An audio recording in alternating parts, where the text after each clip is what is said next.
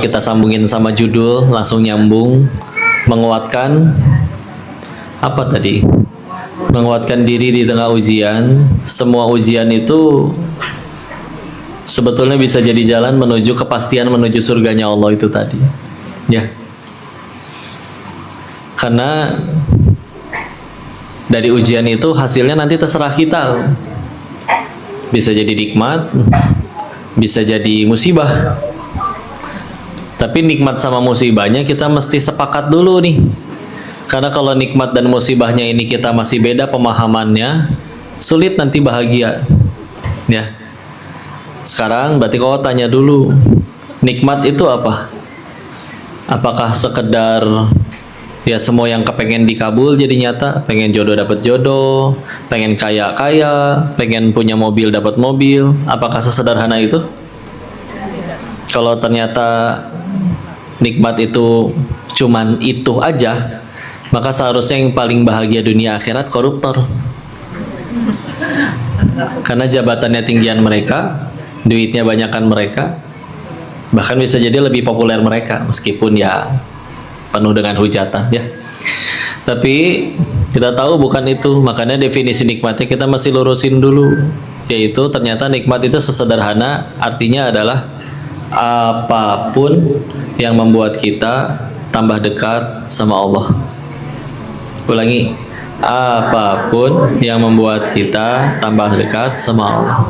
Musibah berarti kebalikannya, apapun yang membuat kita tambah jauh dari Allah. Itu baru benar. Karena kalau misalkan ternyata nikmat itu belum itu maknanya, nanti akan, jangan heran kalau nanti perasaan dulu saya berharap pengen kerja, begitu udah kerja ternyata nggak bahagia juga. Ternyata pengennya enakan buka usaha, ternyata dulu pengen buka usaha, sekarang udah buka usaha kok stres juga. Enakan kerja katanya, mau dagangan sepi juga tetap dapat gaji ya. Tapi kalau usaha harus mikirin gaji karyawan ya. Begitu. Bu, udah nikah belum? Yang udah nikah, sebentar ya, saya nanya kayak gitu bukan pengen nafkahin, sebentar. Saya tanya dulu. Dulu kalian menikah, bukankah dulu kalian menikah dengan si suami, si bapak, tujuannya pengen bahagia, betul? Terus sekarang kenapa sumber penderitaan ibu adalah astagfirullah, ibu nggak boleh kayak begitu, nggak boleh. Ya. Dulu kayaknya, wah, kayaknya setelah nikah akan jadi kebahagiaan. Aduh, laki-laki yang ku cintai, ku taksir, ku sayangi, sekarang dia ada di sampingku terus menerus. Setelah menikah gimana, Bu? Ya. Astagfirullah. Nanti setelah nikah ternyata pemikirannya, kayaknya kita bahagianya nanti ya kalau udah punya anak. Siapa yang udah punya anak? Gimana perjuangannya? Masya Allah. Tapi ya tetap dilakukan, namanya amal soleh ya. Gitu hidup mah ya. Jadi sebelum definisi nikmatnya kita ubah tadi, yaitu menjadi apapun yang bikin kita tambah dekat sama Allah, maka nanti kita dapat apa aja dalam hidup asa kurang aja terus. Tapi kalau sudah betul definisinya, makna nikmatnya adalah apapun yang bikin kita tambah dekat sama Allah, itu adalah nikmat, maka bahkan yang kata orang kepahitan bagi kita nikmat-nikmat aja ya. Meskipun perlu waktu untuk menyadari itu. Contoh koruptor 10 ditangkap 1, kan dia ngambek, kenapa teman saya yang 9 nggak ditangkap ya kan? Dan dia marah, dia kesal.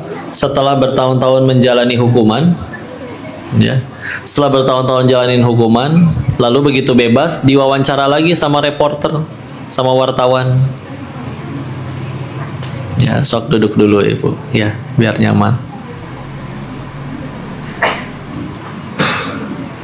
Yuk duduk,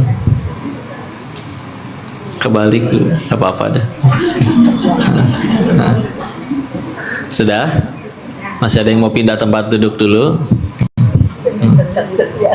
apa-apa, yang penting kan biar nyaman dulu ya.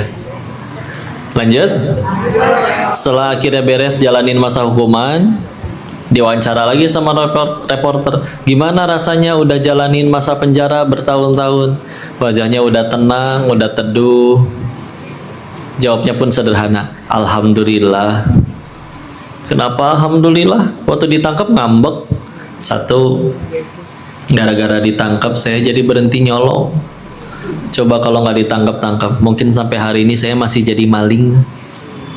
Bajunya aja rapi, kantornya aja bagus, padahal mah maling. Ya.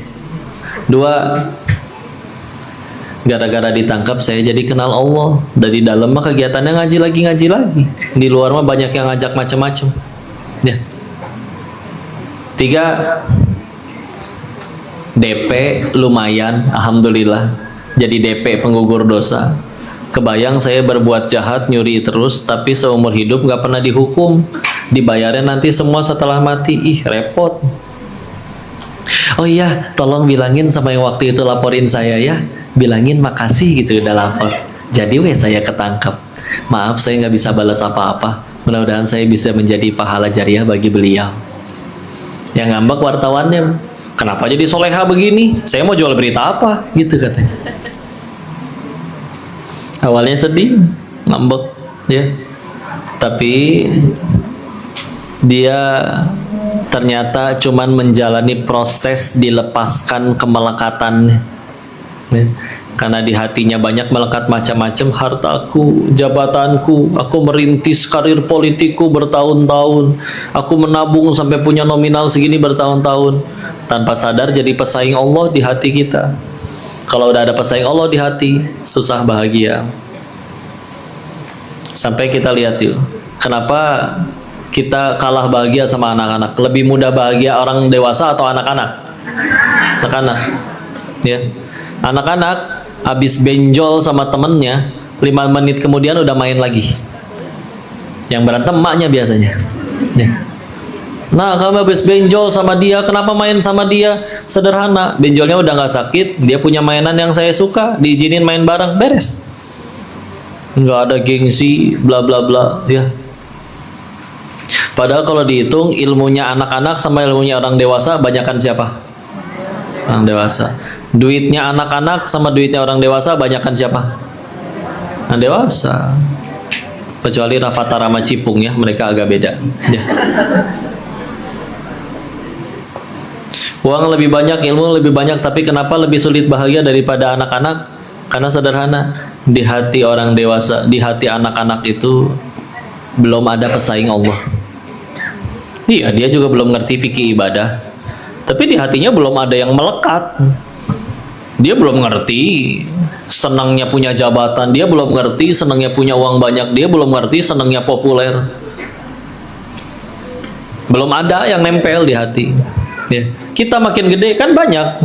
Gini ya rasanya banyak uang teh enak. Gini ya rasanya cantik dipuji orang. Gini ya rasanya populer dikagumi orang. Gini ya rasanya punya jabatan. Orang-orang menjilat, naudzubillah dan yang lain-lain ya. Tanpa sadar itu jadi pesaing Allah di hati. Sulit bahagia. Ya. Kalau terus dulu pernah salah, tobat, selesai ya. Orang ngehina gimana? Biarin. Karena orang yang betulan baik kualitasnya nggak akan ngabisin waktunya buat ngehina orang. Pasti lagi sibuk berkarya. Allah soalim, saya tahu dulunya kamu gimana. Dasar ngaji, acting soalim. Jawab, ngaji mah bukan tanda orang alim, tanda pengen jadi alim. Baru juga pengen. Berhasil nggak? Nggak tahu. Allah tolong jadi, Allah nggak tolong ya udah. Yang kita tahu cuma satu, kalau Allah udah nggak suka sama kita, gampang matiin aja waktu lagi maksiat. Ini yang lagi ngomong juga pantas mati atas dosanya, tapi bukannya dimatiin, malah diizinin ngaji ini sama sekian banyak orang baik. Ini orang baik bukan? Insya Allah. Di luar sana ada yang detik ini lagi maksiat juga, ini malah datang ngaji. Terpaksa nggak datang ngajinya? Tuh, Masya Allah. Ya, baik berarti insya Allah. Kumpulnya di tempat baik. Karena lagi jadi majelis ilmu, kegiatannya kegiatan yang baik.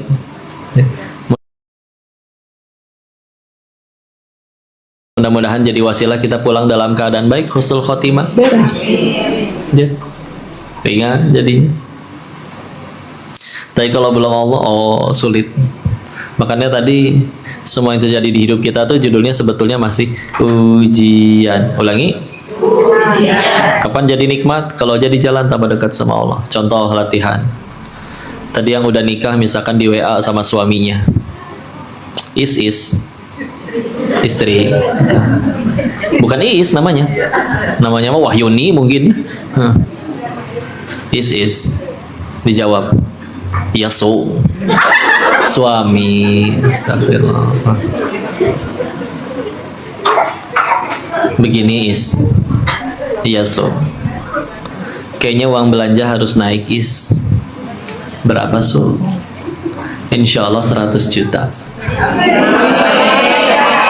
Coba tolong bapak-bapak perhatikan, beginilah cara bahagiain wanita ya. Tinggal dikasih khayalan mereka udah cukup bahagia ya.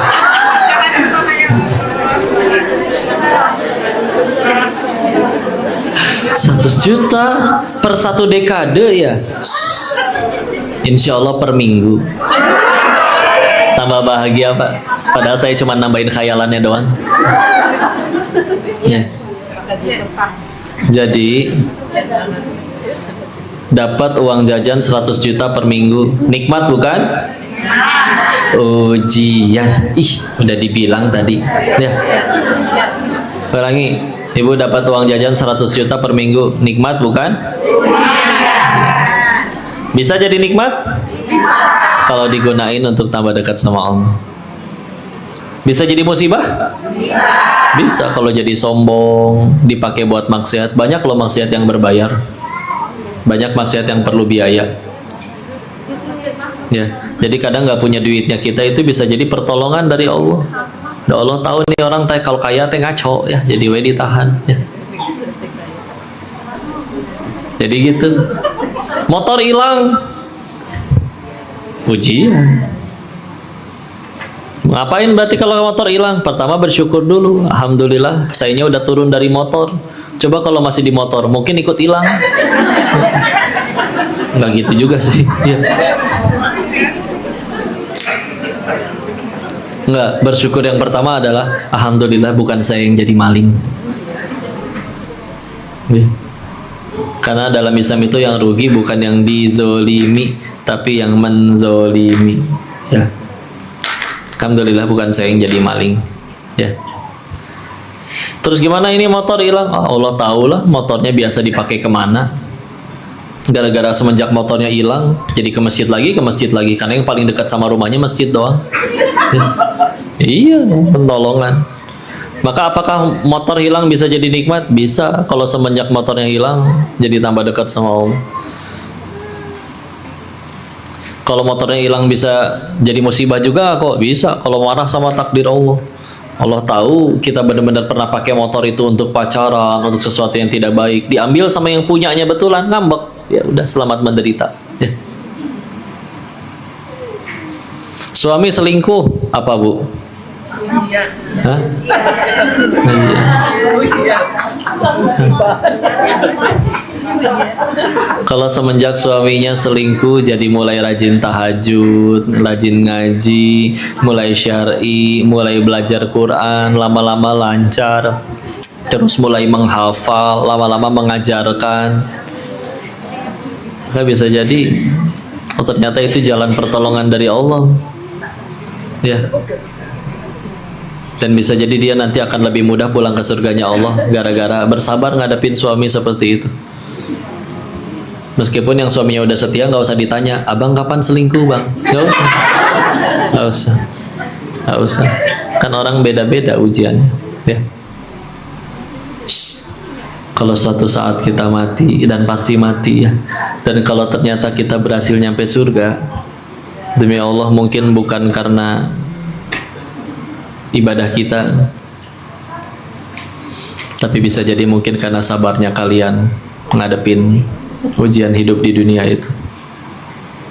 Kalau suka membayangkannya, bisa jadi akan ada harinya kita lagi antri nih di pengadilan Allah, terus kita ngelihat orang, aduh itu orang hukumannya parah banget, wah ngeri banget Bu, dosa dia apa tuh? dia pernah begini kok. Astagfirullah, saya juga pernah waktu lagi masih hidup. Waduh, mana belum sempat tobat. Gimana nasib saya, Pak, Bu? Pas giliran kita yang masuk pengadilan, ternyata dinyatakan lolos. Kok lolos? Kan di dunia kamu bersabar ngadepin macam-macam. Ada yang bersabar ngadepin menanti keturunan, udah menikah sampai puluhan tahun. Ada yang sabar dengan suaminya yang main slot melulu. Ada yang sabar dengan anaknya. Kita semua pengen punya anak yang baik, tapi punten, kemarin baru ketemu sama punten ya. Ada orang tua yang anaknya jadi nggak ada lubang buang airnya, Bu, nggak ada lubang pupnya. Jadi mau nggak mau harus bikin stoma namanya. Stoma tuh bikin lubang baru di perut. Nanti ususnya dibelokin, nongolin di perut, ada di sini. Jadi kemana-mana tuh harus ada bawa kantong. Dan punten, Allah nyiptain manusia tuh salah satu fiturnya dengan punya, mohon maaf ya, dengan punya dubur itu ada ototnya, bisa nahan, ngejepit. Kalau misalkan udah, aduh saya pengen buang tapi lagi acara kayak gini, masa dikeluarin, kan nunggu kan. Nah itu harus dijepit kan, ditahan kan. Dengan kayak begitu kan nggak ada kontrolnya, Bu. Tahu-tahu keluar weh. Dan akhirnya ya punten, anak kecil main sama teman-temannya, ih dia bau. Gimana hati orang tuanya? Gimana hati si anaknya? Aku sering dibilang bau sama teman-temanku. Ya. Maka tapi dia bersabar, Masya Allah. Malah disayang itu anak, ya Allah, ini anak surganya saya. Ada yang punten, mohon maaf, anaknya istilahnya mohon maaf ya, Down syndrome ya. Tapi ya udah mikirnya bagus, ya Allah, ini anak ladang amal saya bersabar ngadapinnya, berarti dia ladang pahala. Ada kepahitan yang terjadi gara-gara aku harus mengurus dia, berarti dia ladang penggugur dosa. Berarti selagi aku mengasuh anak ini, yang aku dapat cuma dua, satu dapat pahala, satu dapat penggugur dosa. Bukankah itu dua tiket utama ke surganya Allah? Dan dia ridho tuh, mohon maaf, nggak dibuang, nggak dijahatin, nggak dikucilin gara-gara dia tidak seperti anak-anak yang lain. Jadi nggak ada yang sia-sia. Jadi ibadah tuh nggak cuman ada ibadah yang mahdoh, tapi juga ada yang ghair mahdoh. Ibadah mahdoh tuh apa? Yang ada tata cara bakunya. Kayak contoh ya, sholat harus wudhu, ngadep kiblat, ada tata caranya, susunan rokaatnya, nggak boleh asal ya. Tapi ada juga ibadah yang ghair mahdoh, yaitu yang seperti apa ya gitu, sabar. Dan sabar tuh nggak cuma pas musibah, ada lagi sabar, kata Imam Ghazali, 3 tempat ya. Sabar ngadepin musibah, ada yang sabar dalam ketaatan, seperti contoh pengen sholat taraweh, masjid dekat rumah ada 2, yang satu cuma 15 menit, yang satu 1 jam. Terus kita tetap pilih yang lama 1 jam, karena sadar, ya Allah, aku hafalan nggak punya. Ini mumpung ada imam yang bacain nih, dia hafal, bacaannya bagus, enaken. Dan bacaan imam itu akan dianggap jadi bacaannya makmum kalau berjamaah. Coba ya, pengen sholat sendiri 1 jam nggak hafal, masa sholat 1 jam kuliah kulhu terus-terusan?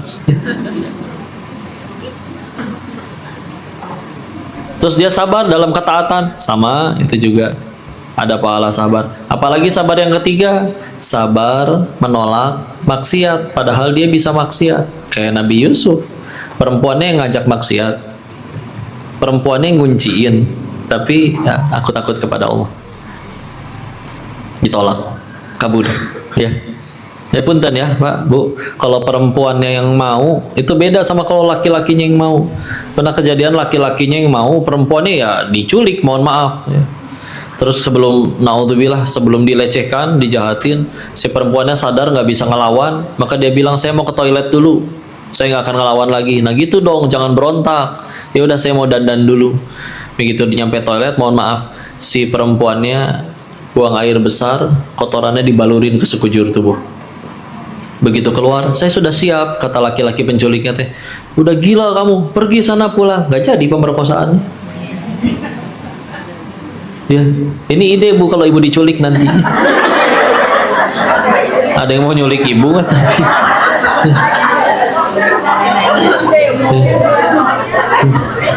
Nggak semua makannya banyak.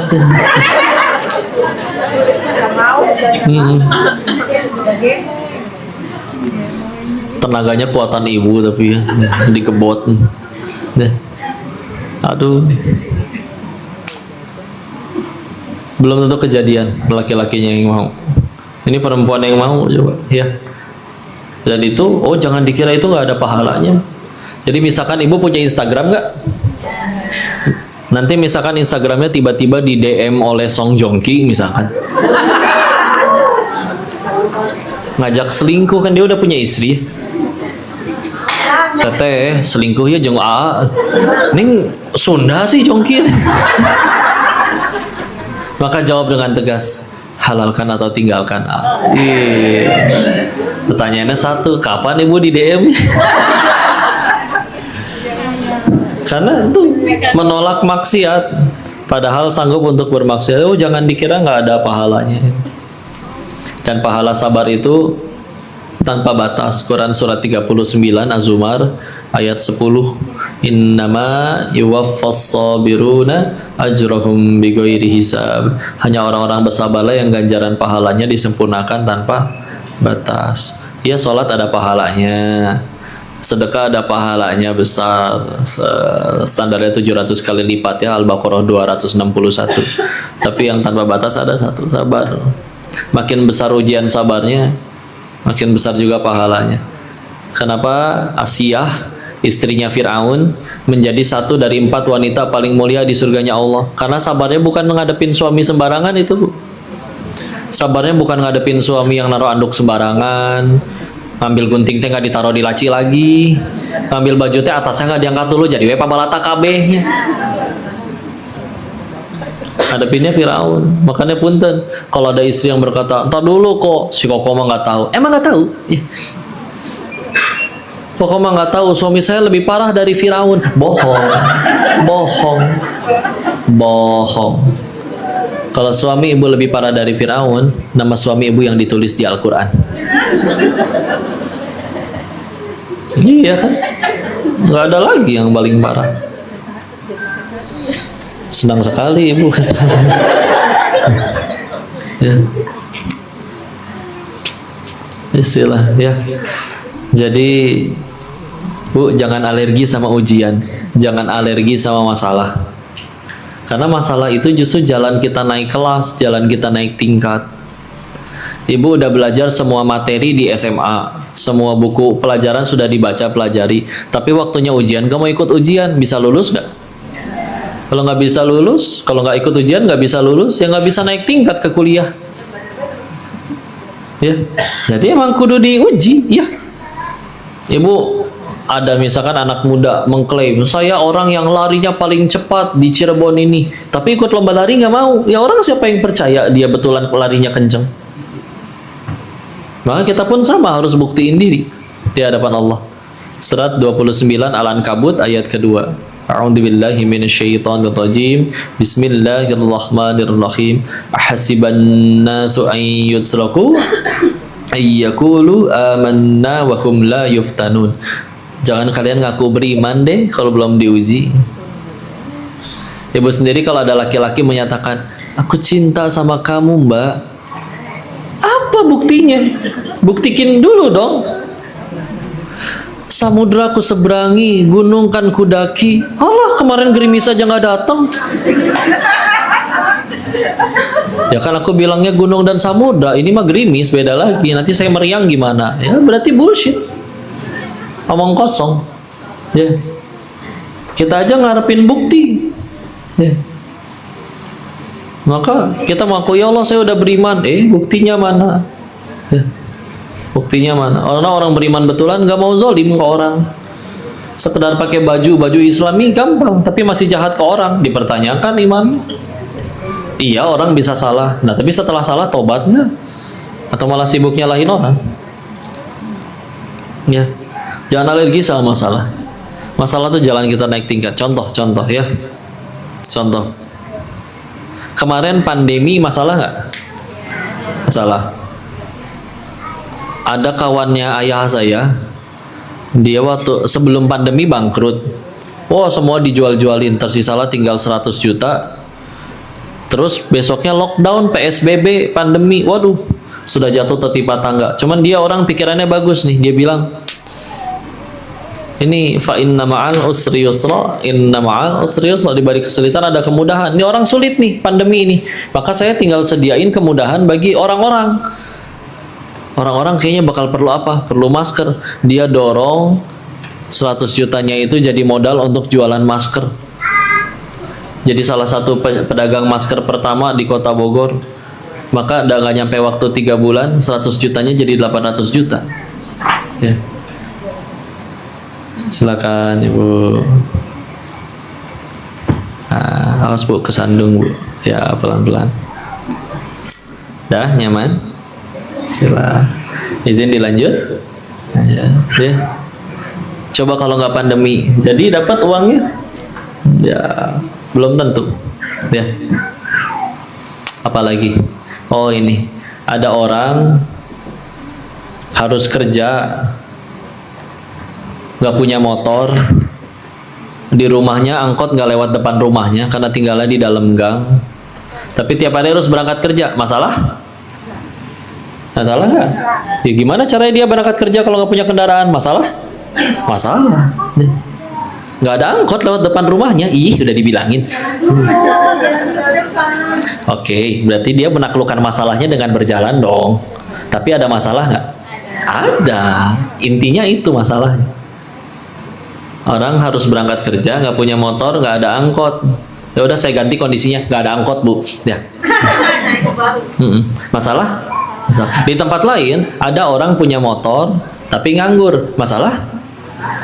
Dipersatukanlah 2 orang bermasalah tadi dalam satu aplikasi ojek online. Maka wajar kalau pendiri aplikasi ojek online-nya ya minimal dia dunianya lebih maju karena beresin masalah orang. Tahu-tahu malah di penjara jadi menteri ya. Ups. Ya. Ya nggak apa-apa, tetap ujian bagi beliau. Kalau jadi jalan tambah dekat sama Allah, ya udah kebaikan. Emang rugi di penjara? Yang rugi yang menjarain tapi fitnah. Jadi kebaikan mas satu, apapun yang bikin kita tambah dekat sama Allah. Ya. Jadi jangan alergi sama masalah. Presiden ketiga Indonesia siapa? Kok diam Ibu, orang Indonesia bukan ini? Kesatu siapa? Kedua siapa? Ketiga? Ya Pak B.J. Habibie kan dulu sebelum jadi presiden dia ahli teknologi bikin pesawat terbang. Saya rasa banyak yang mungkin udah tahu kisahnya. Jadi sebelum beliau ada, pesawat itu kalau di ketinggian tertentu sayapnya akan retak. Ya, dan ahli teknologi seplanet bumi nggak ada yang tahu cara nyelesain masalah itu. Akhirnya Allah titipkan ilmunya kepada Pak Habibie. Maka kalau misalkan Pak Habibie akhirnya sukses, wajar karena dia beresin masalah yang orang lain nggak bisa beresin. Orang sukses biasanya karena dia punya prestasi. Orang punya prestasi biasanya karena dia mencarikan solusi dari satu masalah. Berarti pangkalnya dari masalah. Kita balik urutannya. Ada masalah, kita carikan solusi. Orang menemukan solusi biasanya dia dianggap berprestasi. Orang punya prestasi biasanya dianggap berarti suksesnya berpangkal dari Jangan alergi sama masalah, tenang aja. Ya. Yang dosa terus punya masalah, yang taat terus juga punya masalah. Cuma nanti mudah bagi Allah dibikin. Kata orang masalah kita tuh berat banget, kata kitanya. Enggak, gini aja, biasa. Ya. Masalah orang kan tergantung orangnya juga. Contoh, ada orang makan, pesan rendang, rendangnya udah datang depan mata, dia ngambek. Saya nggak mau ya rendang ini, saya pengen restoran yang itu rendangnya. Kenapa yang datang yang lain? Ngambek. Di saat orang lain belum tentu bisa makan daging tiap hari, dia rendang udah depan mata ngambek. Ya. Salah tuh bagi dia. Ya. Maka di tempat yang lain, masya Allah, ada yang dia dapatnya apa ini? Oh, nasi pakai tempe doang. Oh, alhamdulillah, tetap disyukuri, nikmat. Tergantung orangnya. Tergantung orang ya. Ya kita mau lihat gimana nih, ada orang hobi main bola. Dia main bola itu dia udah mau bayar lapangan, lari-lari, kehujanan, kepanasan, jatuh, kepleset, kena sliding tackle, kakinya lecet. Begitu nyampe rumah, seru ya, seneng saya. Besok pengen main lagi. Kakinya masih berdarah. Ya. Tapi orang yang nggak hobi main bola apa coba ngomongnya? Ih, amit-amit saya diajak main bola mah nggak mau. Ngapain beli bola sendiri 20 biji bisa? Itu bola satu direbutin puluhan orang. Ih, ngaco. Ya. Ada bapak-bapak udah nge-gym. Kalau udah nge-gym itu biasanya jadi senang pakai yang ketat-ketat bajunya. Paling senang kalau ditanya toiletnya di mana. Di mana WC? Nih, gelehnya. Tinggal jawab ya, no, beres gitu kan. Ketemu sama kuli panggul, diledek. Bapak mah bodoh. Kenapa bapak saya? Kenapa saya bodoh? Iya, udah mah bapak yang bayar, bapak yang gotong-gotong besi. Mendingan kayak saya yang gotong-gotong kardus, peti, saya yang dibayar. Ya, badan sama-sama jadi. Ini jadi bau keringetan soalnya. Ya. Jadi jalan tambah dekat sama Allah enggak gitu. Jangan alergi sama masalah. Kita perlu masalah itu. Ya. Bahkan orang-orang yang lebih terjamin surganya hidupnya penuh masalah. Ada yang dia buang ke sumur sama saudara kandungnya, Nabi Yusuf alaihissalam. Begitu akhirnya diambil sama orang, ternyata dijadikan budak, dijual. Begitu udah dijual, digoda sama istri yang ngebelinya. Tadi malah jadi masuk penjara padahal dianya nolak. Ada yang sekedar lelah dakwahin umatnya, ditelan nama ikan paus. Nabi Yunus alaihissalam. Kita pada sengaja ninggalin sholat untuk sesuatu yang gak penting, mungkin pernah nyakitin hati orang tua, dicakar kucing juga enggak. Dan lain-lain. Hidupnya banyak masalah, bisnis, tapi ya itulah masalahnya yang bikin mereka naik tingkat, naik derajat di sisi Allah. Dan hakul yakin masalah kita nggak sebesar itu kayaknya. Ya. Seberat-beratnya masalah kita ya rebahan kan nih di sofa, di kasur, lapar ke dapur ada makanan. Ya. Banyak yang lebih berat dari situ. Ya. Ada yang nangis, tapi nangisnya kayak di BMW ya. Kenapa itu ada yang jalan kaki tapi cengengesan? Ya siapa tahu gelo.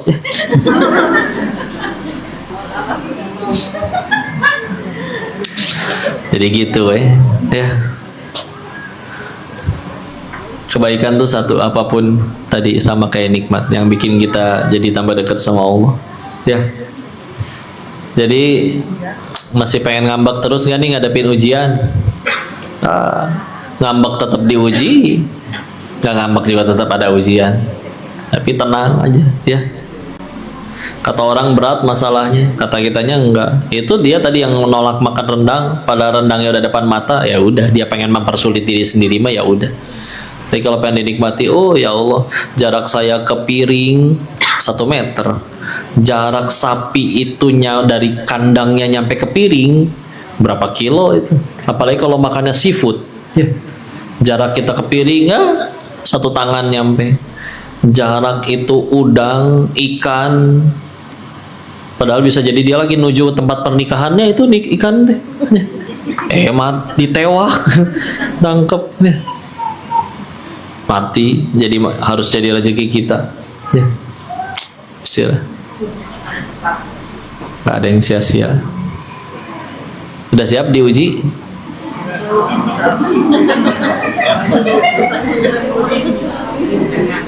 Jadi gimana tuh biar tadi nyikap? Ya itu dia, kita mesti rubah. Bahagianya kita berubah, sudah bukan mana yang aku suka lagi, tapi mana yang Allah suka. Punten ya, kalau ada orang yang pernah berkata misalkan, kok saya hijrah, tobat atau mu'alaf, sebelum itu semua uang banyak, kemana setelah mulai sholat, setelah mulai ibadah, setelah mulai mu'alaf, kok malah jadi habis nih semuanya. Ya. Punten, di sini mungkin ada yang dulunya belum menutup aurat, wah dapat kerjaan banyak setelah ditutup, aduh nggak bisa nih karena ada permintaan iklan sampo, ada aku udah berkerudung misalkan, ya malah jadi berkurang. Tenanglah saja, karena aslinya itu lagi ditolong. Allah tahu bahagia itu di hati, yang bisa bolak-balikin cuman Allah. Kita biasanya mikir bahagia itu punya segala-galanya, tapi ternyata udah pernah dapat apa yang kita mau juga kok nggak bahagia-bahagia juga. Makanya kemauannya nambah terus. Tadinya cuma pengen kerja, lama-lama jadi pengen punya usaha, lama-lama udah kaya pengen jadi viral, lama-lama udah populer akhirnya pengen menjabat, akhirnya masuk polatak politik, naik terus. Karena Allah tahu oke, bahagia itu bukan dengan punya segala-galanya. Ketika kita akhirnya capek nih hidup seperti ini, saatnya aku hijrah, tobat. Ketika hijrah, tobat, dicabutin dulu itu semua, biar lepas semua melekatnya. Ya, karena punten, kamu punya semua-muanya pun, tapi nggak ada Allah di hati, enggak. Karena bahagia tuh bukan punya, bahagia tuh Islam. Aslama yuslimu, berserah, melepas. Di hati itu nggak ada apa-apa lagi, tinggal pemilik segala-galanya aja yang ada di hati. Waktu kita hijrah, tobat, itu dalam keadaan hati kita penuh segala macam tuh. Oh, aku viral, aku populer, ini hartaku banyak, ini jabatanku tinggi. Tapi ternyata sadar caranya salah. Hijrah, tobat, dicabutin. Kenapa perih? Melekat soalnya. Dan Allah tahu kamu melekat, ya udah. Tapi salah satu-satunya jalan untuk sembuh, dicabut semua sampai nggak ada apa-apa lagi yang bisa dicabut. Dulu pernah nggak ngerasain zaman sekolah dihina, dipanggil nama orang tuanya? Ngambek hari itu, mungkin ngambek. Hari ini biasa aja. Dulu zaman sekolah saya dipanggil nama bapak saya, Hok, Ahok. Nama bapak saya Ahok, tapi bukan gubernur itu ya, beda. Qadarullah namanya sama, ya. Namanya udah gede ini tahu-tahu. Terus ketemu sama teman sekolah dulu, dan namanya sekolah Katolik mah dulu saya TK sampai SMA sekolah Katolik. Jadi nama Denis teh banyak, ya. Jadi begitu lupa Denis mana? Denis Ahok. Saya yang jawab, ya. Padahal dulu dipanggil itu ngambek, ya. Jadi sama, bisa mati rasa. Oh, mau dihina kayak gimana? Mungkin dulu ada yang dipanggil si apa ya, misalkan si Pesek misalkan ya. Dulu ngambek, sekarang ih gue si Pesek, ya. Biasa aja, hilang aja, udah biasa aja kayak gitu. Sama nih, kita tadinya ini hartaku, ini jabatanku, udah diambilin sampai udah bener-bener nggak ada lagi apa lagi yang bisa diambil, udah habis. Ya berarti sedih kehilangan apa lagi, orang udah habis. Ya udah, lepas melekatnya, ya. Karena kita pengen bahagianya, bisa jadi terlalu banyak melanggar ayat yang sering kita baca, ya. Al-Baqarah 156 contohnya. Alladzina idza asabathum musibah qalu inna lillahi wa inna ilaihi rajiun. Bahwa sesungguhnya kami ini hanya milik Allah dan akan kembali kepadanya. Nah, masalahnya kita suka ngaku-ngaku. Contoh, ada yang datang ke sini naik mobil. Ada, misalkan nyampe parkiran ternyata mobilnya hilang, sedih nggak? Sedih. Oke, berarti sedih karena kehilangan ya kok? Oh, belum tentu. Coba kalau misalkan yang kehilangan namanya adalah orang yang kehilangan ternyata orang Bolivia, namanya Guillermo Perez, ya. Terus si bapak itu kehilangan mobilnya. Ibu sedih nggak mobil si bapak yang tidak dikenal itu hilang? Boro, kenal juga enggak. Kok nggak cerita juga nggak tahu. Dan kenapa kita nggak sedih? Karena bukan punya kita. Berarti sedihnya bukan kehilangan dong. Lebih tepatnya adalah kehilangan sesuatu yang kita akui sebagai milik kita. Ngaku-ngaku sih. Udah tahu titipan, di aku. Ibarat gini nih. Hamba nih ya, dititipin harta, jabatan, popularitas nih, dapat nih semua. Buat nyari tahu nih. Tujuannya dititipin tuh buat cari tahu, kamu tambah ngaco atau tambah taat? Tambah ngaco, jadi tengil, belagu, sombong, ngerendahin orang. Diambil biar nggak makin ngaco. Kitanya ngambek, itu kan hartaku, sudah kukumpul puluhan tahun. Itu kan jabatanku, sudah kukejar puluhan tahun. Ngaku-ngaku sih. Dibilang semuanya punya Allah. Kan sederhana. Kalau kayak misalnya saya bilang, Bu, saya mau ke toilet. Nitip handphone boleh? Boleh nitip? Boleh. Keluar dari toilet, saya bilang lagi, Bu, handphone yang tadi dititipin mana? Boleh diambil nggak? Boleh? Boleh. sedih nggak handphonenya diambil yang tadi dititipin? Enggak, ada emang punya kamu. Ya itu bisa kayak gitu. Ya. Kan sama kalau lagi aslinya dari Allah. Nih, titip kasih. Yang punya aslinya mah Allah. Diambil sama yang punya. Ih, ngambek, aneh sih ya. Lebih aneh lagi kalau tengil belagu-belagu. Misalnya punten ya, Bu, saya nitip toilet, nitip handphone ya, mau ke toilet. Udah gitu, ternyata yang dititipin pamer, wih, lihat tuh, tinggal handphone orang, wih, halus, wih, keren. Di belakang yang punyanya ngeliatin dari toilet. Naon sih ibu, jelas-jelas dititipin, dipamer-pamerin. Ya Allah ngeliatin kita dari atas sih gitu, menurut. Naon tuh ini hamba? Dia pamer, dia cantik, emang dia yang bikin hidung kayak begitu? Enggak. Dia pamer, dia jabatan, emang dia yang bikin menang kampanye? Enggak, gara-gara Allah tutupin aibnya aja. Amer dia kaya belagu, emang dia bisa kaya, bisa pinter gitu sampai akhirnya bayarannya gede, emang Allah yang bikin emang dia yang bikin otaknya? Aku ngaku weh. Deh. Udahlah, ya Allah. Nanti bahagianya bergeser, bukan mana yang aku suka, tapi mana yang Allah suka. Bahkan nanti hidupnya pun bukan bertanya, apa aku sudah bahagia? Tapi sekarang dia bertanya, sudah berapa orang yang aku bahagiakan? Enak hidupnya. Ya, kalem. Begitu. Bukan berarti habis dari kajian ini semuanya langsung berhenti dari kerjaannya, dari bisnisnya, terus tiap hari di masjid bersihin. Ya, itu pahala, betul. Tapi silakan dengan ilmu masing-masing. Misalkan di sini ada dokter, bisa ngebedah perut orang. Orang lain nggak punya ilmu kayak gitu. Dengan ilmu tersebut bisa nyelamatin orang. Terusin jadi dokternya. Ada yang dagang jago, gara-gara uangnya banyak jadi bisa bangun masjid. Sedangkan di luar sana ada yang kerja bertahun-tahun belum tentu bisa bangun masjid. Terusin dagangnya. Silakan. Cuman itu dia, jangan jadi tujuan. Contoh begini. Ibu, bapak punya rumah di ujung jalan. Pulangnya harus lewat jembatan, nggak ada jalan lain. Cuman itu satu-satunya jalan, jembatan itu doang. Pertanyaannya, ada nggak orang yang dengan sengaja memperindah jembatannya? Karpetnya empuk, pegangannya dari emas, lampu sorot, tanaman hias, indah itu jembatan. Tapi rumahnya dibiarin bobrok. Pintunya lepas, atapnya jebol, kacanya pecah, temboknya bolong. Bukankah seindah-indahnya jembatan kita nggak mau tinggal di jembatan? Iya. Sekarang kita lagi di jembatan. Nama jembatannya dunia. Kalau kita stres, ya jelas.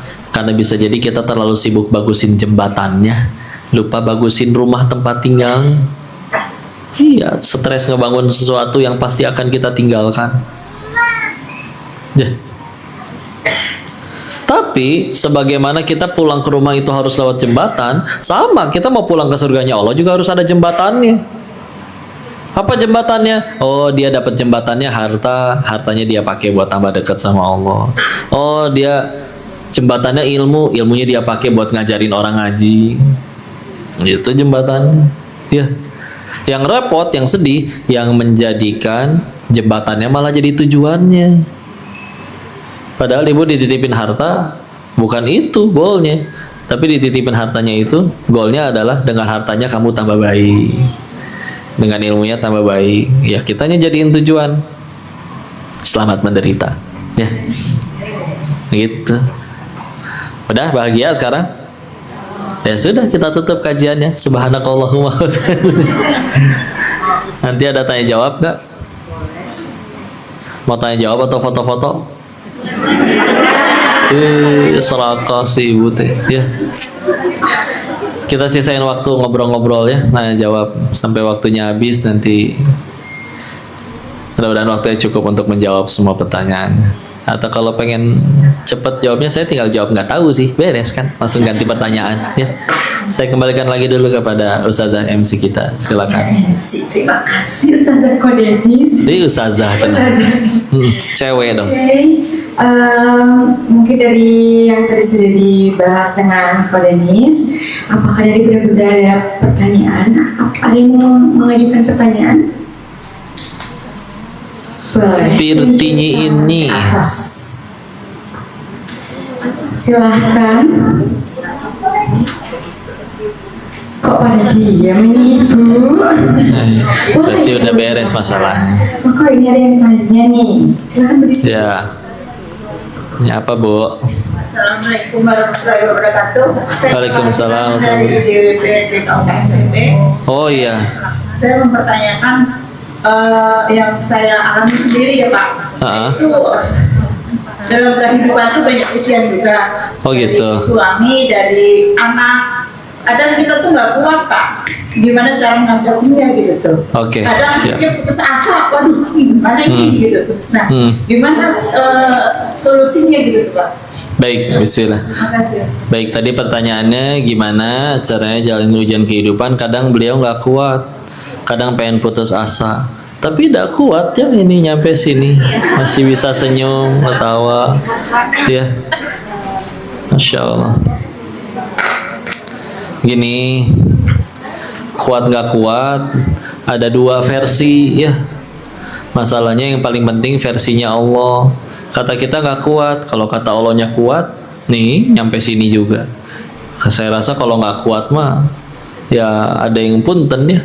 Ada yang udah nyerah, ada yang udahan, ada yang udah loncat, meren ya, gitu ya. Tapi dah enggak ini, ya masih mau sholat, ya. Terus mau gimana? Mau udahan, nyerah, nggak kuat. Masalahnya tetap ada juga. Nanti akan ada masalah yang baru lagi juga. Gitu terus. Karena memang bukan nggak boleh bahagia di sini ya. Tapi memang Allah udah nyediain tempat bahagia yang sesungguhnya. Yaitu namanya surga. Di sini kita lagi di audisi. Buat mencari tahu siapa yang paling pantas pulang ke tempat bahagia tersebut. Bisa jadi karena sahabatnya ibu ngadepin itu semua, lebih mudah terjamin surganya daripada yang mungkin gak punya masalah sebanyak ibu tapi malah jadi lalai. Gara-gara itu ibu jadi lebih mudah tahajud, ya punten. Karena kita kalau ada 10 sahabat Nabi yang dijamin surganya, kita tahu ya, mereka itu orang-orang yang udah dijamin surganya, besoknya malah tambah taat, sedekahnya malah tambah banyak. Ya kita kalau punten, mungkin kalau ada suara dari langit tiba-tiba berkata, Dennis, nanti kalau kamu mati pasti masuk surga. Kayaknya besok saya nggak mau sholat. Ngapain tuh? Udah pasti. Nah, karena kita masih jadi manusia yang kayak gitu, makanya kadang kita perlu kayak begitu tuh untuk akhirnya nunduk. Ya. Dan sebetulnya masalah mah berat bukan nggak ada beratnya satu, nggak ditolong Allah. Ditolong Allah mah ringan-ringan aja. Ya. Allah udah tolong, misalnya tugas kita berarti satu, mantesin diri biar ditolong. Orang mau minjem duit aja mantesin diri, dandang dulu, mandi dulu, biasanya jarang mandi, muji anaknya dulu, bawain bolu, ditutup dengan kalimat pamungkas terakhirnya, Bu, manawi, repot ya.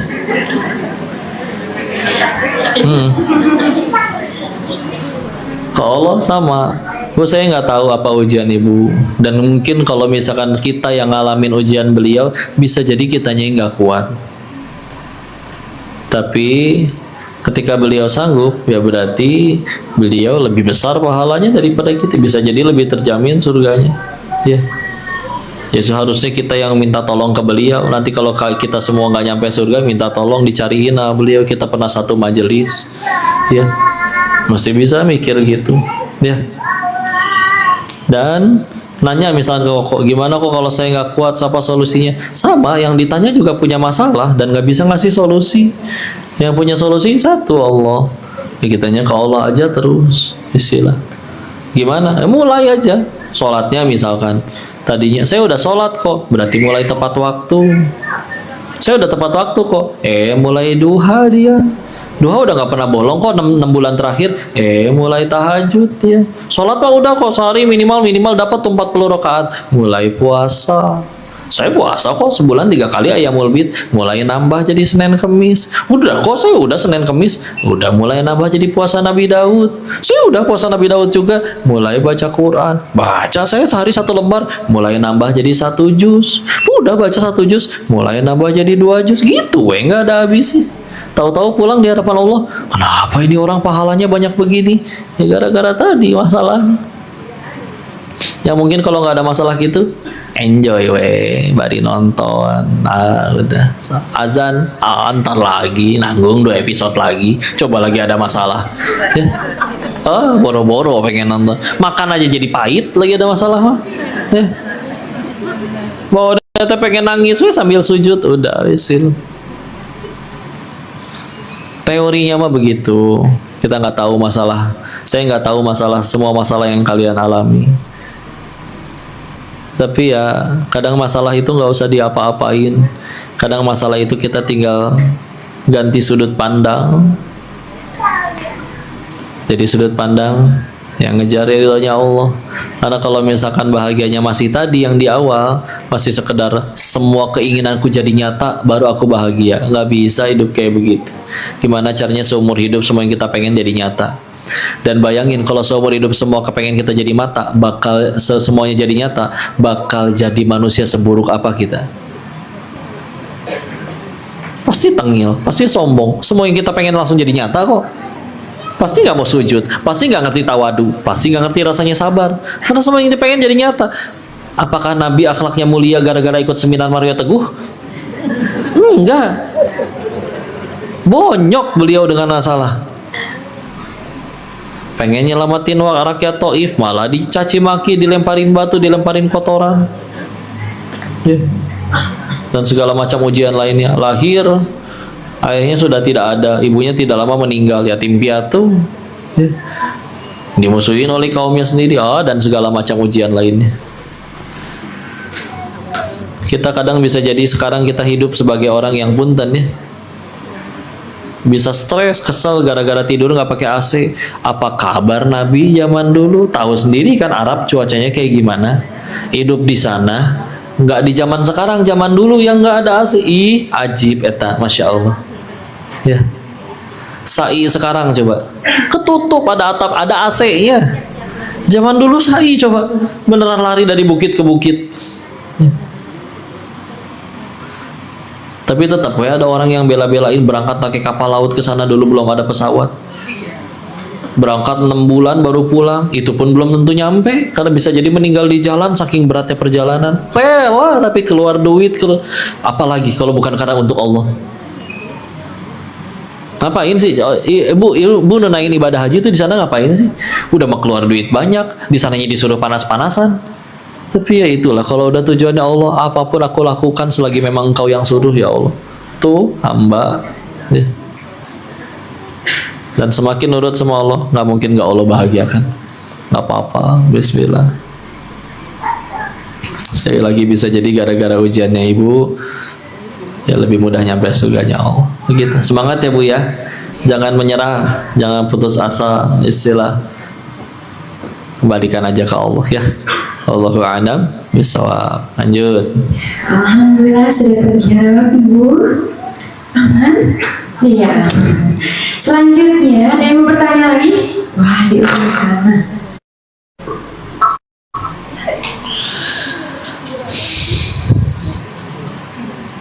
Silakan perkenalkan diri Bu. Terima kasih. Nama saya Dewi dari Cirebon. Ya. Iya J. Kalau di Cirebon ada J-nya ya. Assalamualaikum warahmatullahi wabarakatuh. Waalaikumsalam warahmatullahi wabarakatuh. Gini, kalau kita sebagai umat muslim pasti kalau ba'da sholat itu membaca doa sapi jaga, Ya. Al-Quran surat Al-Baqarah ayat 201. Betul. Rabbana atina fid dunya hasanah wa fil akhirati hasanah wa qina adzabannar. Ya. Yang saya tanyakan di situ apa?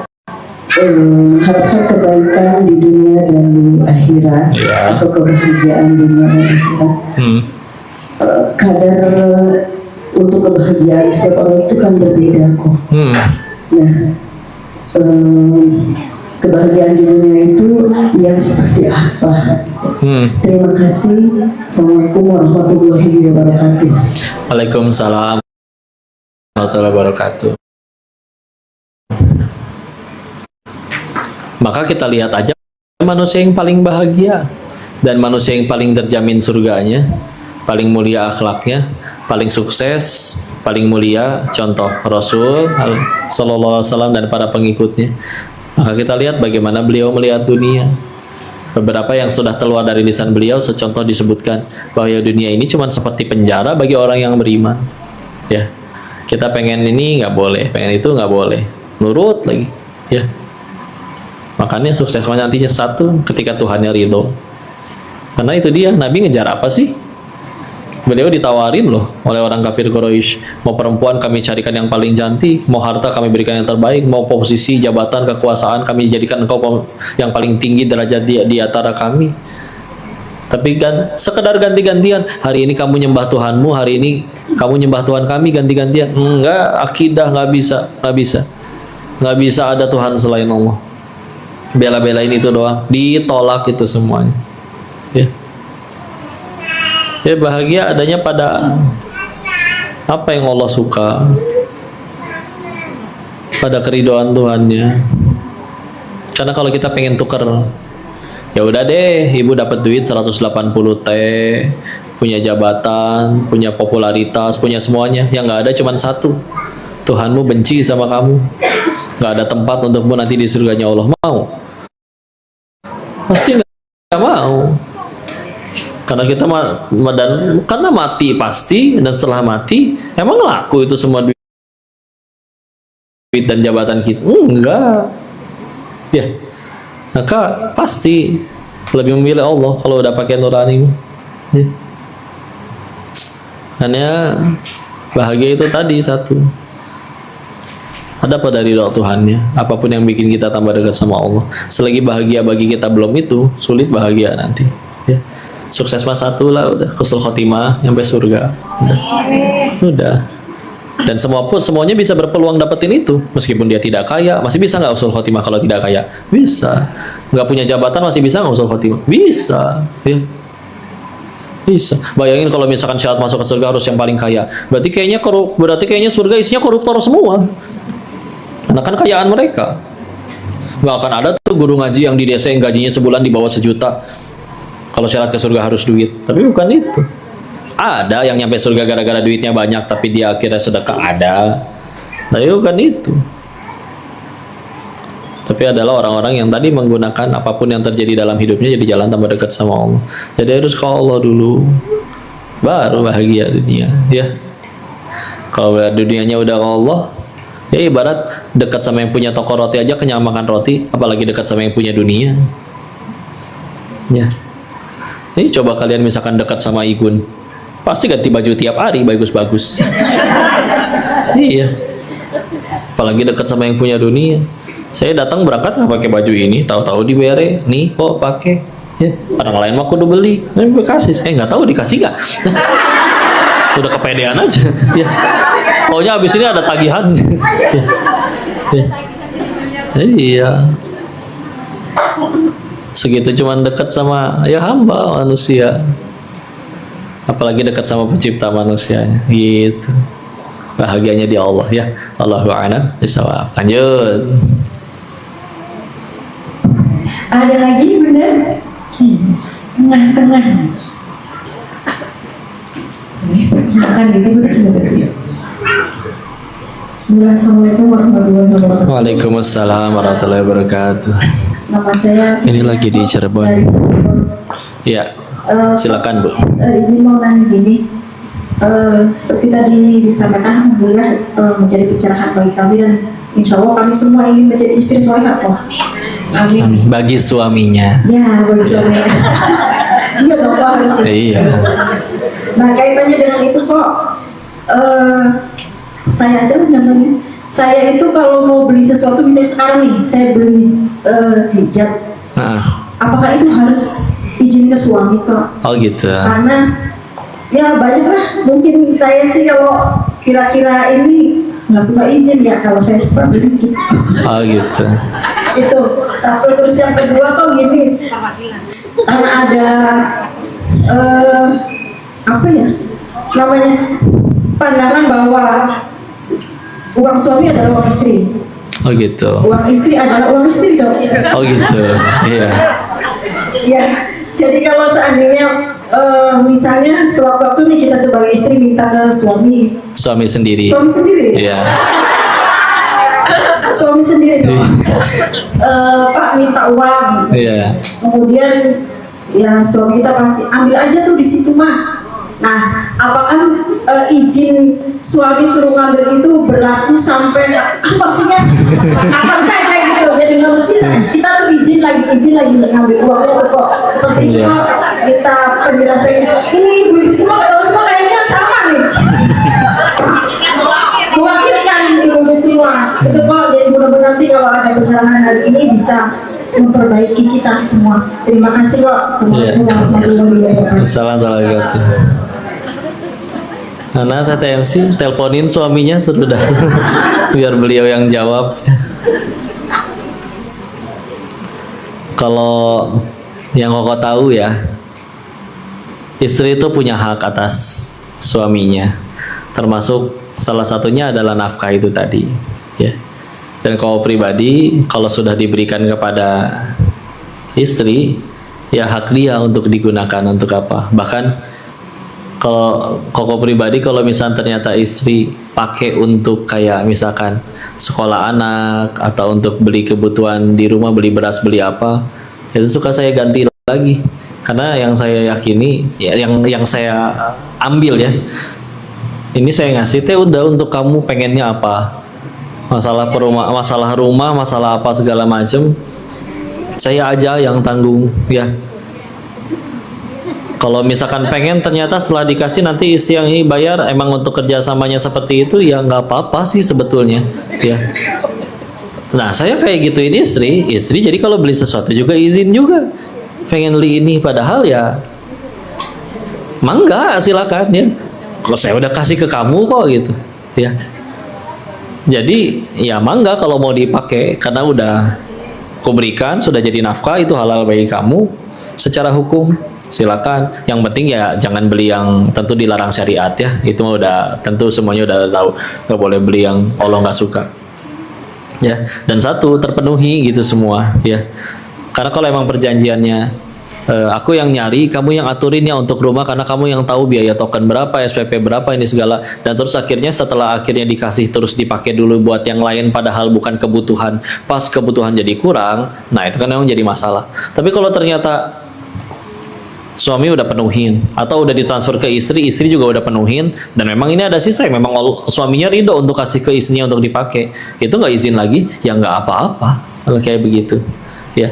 Makanya menyesuaikan nanti kondisinya ya, dan perlu komunikasi. Silakan, orang dari 100% pernikahan dari akad nikah sampai wafat ya kan 70 sampai 90% isi pernikahan tuh ngobrol, komunikasi ya sama suami sendiri ya, jangan takutnya suami orang ya. Nah, istilah ya. Jadi aman lu insya Allah. Kalau misalkan kayak Teh Unda beli sesuatu ya udah beli aja ya, toh nanti kalau duitnya nggak cukup juga pasti minta ya kan, pasti minta. Cuman ya udah, jadi enak kalau semuanya saling, suaminya berusaha memenuhi, istrinya pun berusaha menghormati karena tahu ini nyarinya nggak gampang, pasti pakai capek, pakai energi, pakai waktu ya. Maka seperti itu silakan. Apalagi kalau misalkan pakainya juga untuk suami, oh ini cantik, nah biar supaya aku tampil cantik di hadapan suami sendiri ya mas. Iya ya, karena nggak tahu soalnya ada yang di depan suaminya teh kayak singa, rambut jabri, giliran kondangan rapi loh kan. Di kondangan adanya suami orang misalkan ya. Yang ada di hadapan ibu juga suami orang kalau mau jujur. Maka gitulah istilah. Silakan obrolin ya. Toh kalau misalkan begini, kondisinya cukup, kebutuhan sudah terpenuhi, yang dibeli juga kebaikan dan bukan sesuatu yang keburukan, kayaknya nggak ada alasan buat nolak ya nggak. Jadi bilang nggak bilang tetap nggak masalah gitu kan. Karena kalau kita akhirnya bilang sesuatu terus jadi masalah, kan pasti ada alasannya dong. Kenapa aku nggak boleh beli ini? Nah dengerin dulu alasannya, ya. Ya kan buat uang pangkal tabungan, nabung buat uang pangkal kuliah anak kita belum cukup mah. Oke, alasannya masuk akal. Tapi kalau ternyata buat uang pangkal cukup, buat dapur cukup, buat rumah cukup, kredit dan cicilan juga nggak ada, emang nggak punya utang, yang dibeli juga kebaikan kerudung, mau kena misalkan coba, ya. saya rasa nggak akan dikomplain, nggak akan diprotes. Izin nggak akan dikomplain, pasti diizin. Kalau pasti diizinin. Nggak izin juga, ada kebaikan. Ibunya juga belinya juga nggak ada niat untuk kegunain buat keburukan. Maka kalau semuanya untuk kebaikan pasti mudah memang. Ya. Jadi gitulah ya. Allahu a'lam. Salam untuk suaminya ya. Suami sendiri. Maaf ya. Saya kembalikan lagi dulu. Silakan Ustazah MC. Koko boleh 2 orang terakhir untuk Ya, tanya? mangga. Yes. Emang ada lagi? Ada lagi? Ada lagi. Ada lagi. Silakan. Assalamualaikum warahmatullahi wabarakatuh. Waalaikumsalam warahmatullahi wabarakatuh. Kalau izin tanya, Ya. gimana ya kok untuk menanamkan tanggung jawab kepada anak tentang masalah sholat? Terkadang saya tuh memberikan contoh sholat itu tepat waktu misalkan. Cuma kalau sama anak tuh mesti kalau orang Cirebon mah bilangnya dioprek-oprek gitu tuh. Oh gitu. Jadi gimana caranya biar anak itu tanpa disuruh lagi dia mengerjakan sholat gitu. Oh, Masya Allah. Jadi apa mesti saya marah-marah terus atau ada teknik apa yang saya lakukan biar anak itu taat dalam menjalankan sholat 5 waktu? Usia berapa anaknya, Bu? Ya kebetulan saya cewek semua kok. Yang pertama itu 18 tahun. Ya. Dan yang bungsu itu mau 12 tahun. Oh iya. 18 sama 12 tahun. Baik, bismillah. Makasih Kak. Makasih, Ibu. 2 pilar utama pendidikan di dalam Islam, ya. Ada 2 saja. Nanti sisanya kita tinggal bicara teknis soalnya. 1 adalah doa, 2 adalah keteladanan. Ulangi, 1 doa, 2 keteladanan. Karena pun dan nanti kita pengen pendidikan cara orang Finlandia, cara orang Jepang, tapi kita nggak pernah doain dan nggak memberikan keteladanan, mental, susah. Ya, doa kalau bisa doain di tahajud. Kenapa? Ini penjelasannya sebetulnya panjang, saya rangkumkan. Nabi itu lebih dahulu disuruh tahajud daripada sholat 5 waktu. Ya, sholat 5 waktu kan nanti waktu Isra Mi'raj. Isra Mi'raj itu setelah Abu Thalib wafat, setelah Khadijah radhiyallahu anha wafat. Di awal-awal Nabi waktu masih sulit-sulitnya tuh. Karena pertama kali beliau nyampein bahwa beliau adalah Rasul, yang percaya cuma 4 orang. Istrinya Khadijah radhiyallahu anha, Abu Bakar As-Siddiq tuh sahabatnya radhiyallahu anhu, sama anak kecil 2 orang, Ali bin Abi Thalib sama Zaid bin Harithah, ya. Dan kondisinya sulit, di sana masih banyak perbudakan, wanita diperjualbelikan, di sekeliling Ka'bah tidak kurang ada 360 patung berhala. Dan yang paling pertama, aku mesti ngapain wahai Allah? Disuruhnya bangun sholat malam. Imam Syafi'i anaknya sukses, didoain waktu tahajud. Ya, istilah. Saya yakin udah doain mah pasti ya. Nah, tapi tambahin, jangan cuma beres 5 waktu aja. Bangun tahajud, bismillah. Banyak sekali ulama-ulama salih terdahulu yang menyebutkan bahwa setelah mereka punya anak, mereka meningkatkan sholat malamnya, ya, untuk menitipkan anak-anaknya itu kepada Allah. Karena yang genggam hati anak juga Allah. Yang kedua, keteladanan. Nabi ngedidik sahabat itu pun dan pernah pakai fisik. Ada yang pernah dijewer sahabat Nabi itu, namanya Abdullah bin Bushr atau Nu'man bin Bashir, disuruh nganterin kurma dari Nabi ke ibunya atau dari ibu ke nabinya, malah dimakan, dijewer sama Nabi. Cuman itu dia, nggak pernah ada yang dendam, benci, dengki ke Nabi. Kenapa? Beliau itu keren, mengagumkan. Kita sendiri kalau misalkan dinasihatin sama orang yang kita kagumi, kadang cuma perlu 1 kata, saya udah begini, teman kita udah nasihatin, jangan, udah sampai berbusa. Tapi begitu nanya ke orang yang kita kagumi, jangan ya Mbak, siap, saya akan lakuin, ya. Karena anak makin gede juga nanti makin ngelihat, ini orang yang nasihatin siapa, pantas gak saya dengar, ya. Makanya memang harus ada dorongan untuk ayo jadi orang tua yang keren, yang mengagumkan. Sukanya apa? Boleh kok bidangnya masing-masing. Sukanya masak, ayo belajar masak yang betul-betul enak, ya. Bismillah. Sukanya apa? Nulis, ayo bikin karya, buku. Sampai tahu-tahu nanti anaknya mengagumi, ih ini buku keren banget. Mana sih buku apa? Nih buku keren banget karyanya ibu ini, bin ini. Hah, ini kan nama mama saya. Itu mama kamu. Ih, mama kamu hebat loh. Akhirnya, wah ternyata mama saya sehebat itu ya. Itu memunculkan kekaguman. Ya. Kita kalau di sekolah pernah ada yang praktekin kayak gini nih. Minta gurunya untuk kasih kertas ke anak-anaknya. Kasih waktu 5 menit, lalu diminta untuk menuliskan semua keutamaan orang tua kalian. Oke. Apa yang terjadi? Jangan heran. Yang terjadi kebanyakan adalah jangankan 5 menit, sampai setengah jam aja itu kertas masih kosong. Si anak bingung, apa bagusnya mama saya. Tapi pernah ditemukan sampai ada anak yang minta kertas lagi untuk menuliskan kebaikan orang tuanya. Dan ketika dicek, si anaknya lebih mudah belajar, lebih beradab, lebih cerdas, orang tuanya juga jadi manfaat bagi umat, punya karya, punya banyak kebaikan. Dan ketika ditanya, "Nak, siapa idolamu selain Rasulullah?" "Mama sama papa saya." Maka ketika akhirnya dinasihati oleh orang yang dikagumi, mudah pasti. Ini ada satu kalimat, tapi bukan dari tokoh Islam ya. Ini dari orang yang namanya Jack Ma, salah satu orang terkaya di Cina, pendiri perusahaan Alibaba. Nanti kita ambil dari sudut pandang Islam ya. Kita dengerin dulu kalimat beliau. Beliau pernah bilang kayak gini. Orang kalau udah sukses, dia kentut juga dianggap kata mutiara, Bu. Tapi kalau misalkan belum sukses, ngucap seindah apapun ada yang anggap kentut. Dalam Islam gimana nyikapinnya? Alhamdulillah surga kita bukan di mulut orang. Tapi memang Nabi nerapin itu. Begitu nyampe Madinah, ada salah satu orang terkaya di Madinah namanya Sa'ad bin Robi. Dipersaudarakannya dengan orang yang kaya juga, Abdurrahman bin Auf. Ya. Karena orang nih yang pengen dinasehatin. Orang yang dinasehatin tuh pasti ngelihat, ini orang pantas nggak sih nasehatin? Ya. Dia siapa? Karyanya apa? Kebaikannya apa? Orangnya seperti apa? Ya. Makanya bismillah, harus ada dorongan untuk kita jadi, yuk bismillah. Karena di luar sana punten, bisa jadi ada yang masih, nah ayo sholat, nyuruh sih.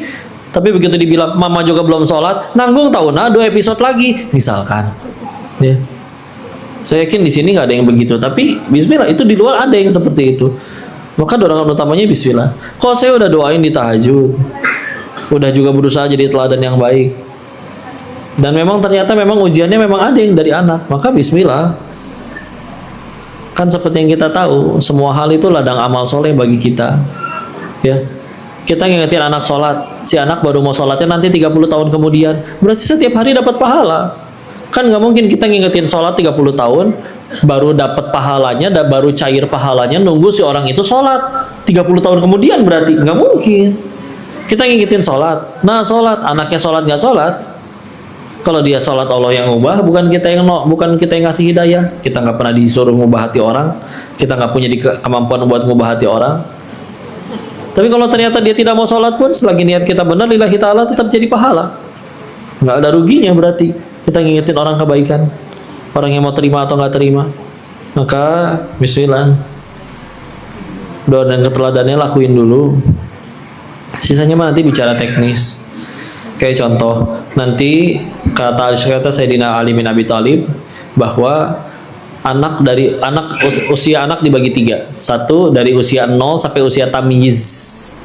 Usia tamyiz itu usia di mana nanti dia udah sanggup membedakan mana baik, mana buruk, mana untung, mana rugi bagi dirinya. Ya. Kayak contoh, bayi kalau misalkan masih 0 tahun, dia pengen megang knalpot panas nggak ngerti. Tetap aja dia pegang. Tapi nanti udah tamyiz, contoh misalkan udah kelas 1 SD, 2 SD, belum akil balik, tapi dia udah bisa mikir, saya tahu itu panas, saya nggak mau sentuh karena ini merugikan saya. Ya.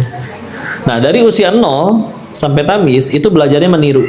Maka perlakukanlah mereka seperti seorang raja. Emang betul kan? Kita yang kasih susunya, kita yang cebokin. Dari usia tamyiz sampai nanti akil balik, kita perlakukan mereka seperti seorang prajurit, Bu, kata Sayyidina Ali.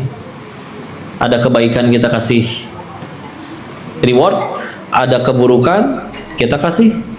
Mungkin bahasanya bukan hukuman tuh, terserah. Karena kalau misalkan kita nerapin aturan kan nggak harus disebut hukuman. Di rumah tidak boleh berkata kasar. Suatu ketika si anak berkata kasar, ayo nah udah perjanjian di rumah ini nggak boleh berkata kasar, sedekah ya 20.000 taruh di toples, nanti penuh kita salurin ya nak. Loh, berarti aku lagi dihukum ya mah? Bukan nak, kamu cuma lagi belajar mempertanggungjawabkan perbuatan kamu. Nggak ngerasa dihukum kan? Ya, sila. Nanti sudah akil balik, sudah dewasa, maka perlakukan mereka seperti seorang sahabat.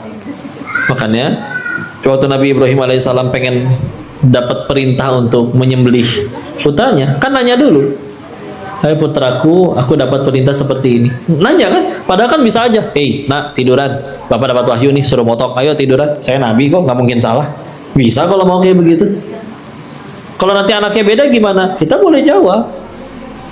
Yang penting dia ditanya sebagaimana sahabat, tapi nak menurut mama baiknya begini dan begitu. Kita ambil keputusan ya. Nah, bismillah. Ya. Atau misalkan nasihat juga seperti dari usia 7 tahun sudah mulai diajakin sholat. Tapi kalau nanti sudah usia 10 tahun menolak untuk sholat, sudah boleh dihukum. Boleh dipukul bahkan istilahnya. Ya. Jadi hukuman di dalam Islam itu boleh, Bu. Tapi hukuman itu seperti obat. Kalau dosisnya tepat sembuh, dosisnya nggak tepat atau kurang yang nggak mempan, dosisnya kebanyakan overdosis, ada masalah baru. Siapa yang tahu? Kita orang tuanya, ya. Tapi lihat, hukuman tuh bukan nggak boleh. Bahkan sampai ada hadis yang bunyinya seperti ini kok, gantungkan cambuk di rumah agar anak mengerti adab. Meskipun Nabi nggak pernah mukul anak istrinya, ya. Tapi ketegasan itu boleh. Aturan itu harus tegakkan. Ya. Dan anak tuh punya hati, nanti bisa ngelihat, oh dia negakin bukan karena benci sama aku, tapi ternyata ada hikmah di baliknya, tujuannya ke Allah. Sisanya buatlah banyak kenangan indah, kenangan manis sama anak. Karena dengan adanya itu, punten ya, memang akan ada orang yang mungkin baru jadi baiknya nanti, mohon maaf ya, setelah dipenjara dulu, setelah akhirnya kena masalah dulu, musibah dulu. Kita berharap nggak seperti itu. Tapi kok memang pernah ngelihat orang yang benar-benar jadi baik setelah keluar dari penjara.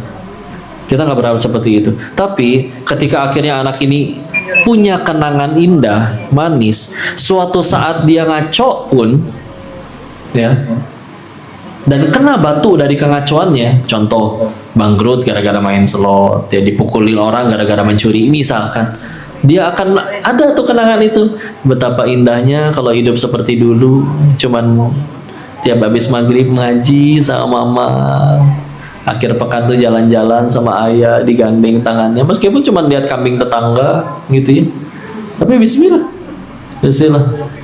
akan lebih mudah untuk pulang kalau dia tahu jalan pulang, kalau dia pernah punya kenangan itu. Sisanya nanti Allah yang tolong. Tugas kita mah satu, mantesin diri supaya anaknya ditolong Allah. Di surat Al-Kahfi kan Nabi Musa sama Nabi Khidir kan ngebangun rumah 2 anak yatim. Coba bayangin, kita bangun rumah yang bangun tukang. Anak yatim ini rumahnya mau roboh, Allah utus 2 orang Nabi untuk jadi tukangnya. Ketika ditanya sama Nabi Musa alasannya kenapa, dijawab di ayat 82-nya. Wa kana abuhuma sholiha, karena orang tuanya solih. Abu itu memang ayah, tapi Buya Hamka dalam tafsir Al-Azharnya memilih kata orang tua. Anak kita, apa sih kita hak kita? Apa kita yang bikin tangan dan kakinya? Enggak, bikin sehelai alisnya pun enggak. Tugas kita satu, mantesin diri supaya anak kita pantas ditolong Allah. Di kisah itu di Al-Kahfi tidak diceritakan anaknya soleh. Tapi lihat, kalau Allah sudah ridho sama orang tuanya, Allah tolong. Koko pernah hidup di Thailand. Profesi Koko buruk. Bandar judi yang di sana duit bukan masalah. Mereka sanggup bayar guru dan sekolah termahal. Tapi kalau Allah udah nggak ridho sama sumber duitnya, gampang anaknya ada yang dibikin LGBT, ada yang dibikin mati overdosis narkoba. Tugas kita satu, mantesin diri. Umur kita nggak tahu kok. Kita udah nyiapin, yang penting aku udah nyiapin harta. Ya, aku mati juga anak nanti bisa kuliah di sekolah terbaik. Kalau memang ternyata buat ngedidik anak jadi soleh cuman perlu harta, harusnya anak koruptor dong yang paling soleh. Terus kita sama, anak ini kan amwalukum wa auladukum fitnah, kata Quran. Harta dan anak-anak kalian bisa jadi fitnah. Ya. Maka biar fitnah ini bukan berarti fitnah ada orang nasi goreng makan pisang goreng 4 dituduh 1, bukan gitu ya. Tapi fitnah dalam bahasa Arab adalah apapun yang menggoda keimanan, ya. Yang menguji kita. Yang fitnah. Jadi ya udah, tugas kita mantesin diri. Ya. Bismillah. Yang aku yakin tapi satu, Bu. Kalau ada, ya punten, kita kalau ngelihat sejarah masih ada sejarahnya ayahnya soleh, anaknya enggak. Nabi Nuh alaihissalam, anaknya kena air bah. Tapi kalau sudah ibunya yang soleha, perhatikan. Keluarga Imran, surat ketiga Ali Imran. Istrinya Imran namanya Hana. Hananya soleha, anaknya soleh. Maryam, coba sebaik-baiknya wanita. Maryamnya soleha, anaknya Nabi Isa, Nabi. Khadijah soleha, anaknya Fatimah. Fatimahnya soleha, anak-anaknya Hasan Hussein. Ini ibunya duduk di majelis ilmu, bismillah, berusaha untuk jadi soleh di hadapan Allah, ya. Maka kokoh yakin entah mungkin nanti ada cucu atau anaknya yang pasti bakal jadi orang baik, orang soleh. Bismillah, mudah bagi Allah. Tugas kita mantesin. Dan episodenya akan ada ujiannya. Kami lagi ngalamin. Ada yang lagi fasenya GTM,